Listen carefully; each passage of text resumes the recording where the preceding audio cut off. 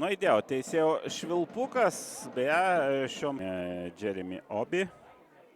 Gustas Zabita labai gali toli mesti kamuolį. Ta ir daro smūgis per save, bet kamuolys kitoje poroje, priminsiu, susitinka du top lygos klubai, Šiauliai ir Kauno Žalgiris. Gustas Zabita vienu lietimu. Jansonas išradingai. Smūgis į artimai kampą ir čia vartininkas. Kamuolys skriejo vėl gynėjam į koją. Dar viena ataka. Smūgis ir rezultatas 1-0. Stanislavas Mororenko. Atrodė, kad pasirinko gal ir ne patį geriausią sprendimą sekundės dalį, taip atrodė, tačiau, kaip sakoma, tokiais atvejais kamuolys užkibo ant kojos ir Stanislavas Mororenko. Obi į sienelę pataikė kamuolys. Acevičius, kairė koja, tiesiai į vartininką.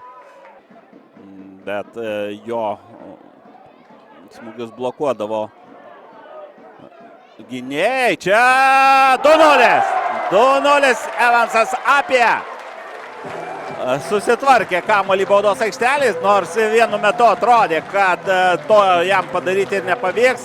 Gusto Zabitos perdavimas ir 7-asis Dainavos numeris šauna į viršutinį vartų kampą. Tomaševičius dešinėn. Skersuojamas kamuolys. Ir čia baudinys. Baudinys. Dviejų kapitonų dvikova. Ir tiksliai. Emilis Liubinas siunčia kamuolį į vartus. Taip, Norvilas Galadauskas pakeitė 17 numerį Tomą Steponavičių. Dainava atakuoja ir smūgis, kurį atliko Obi.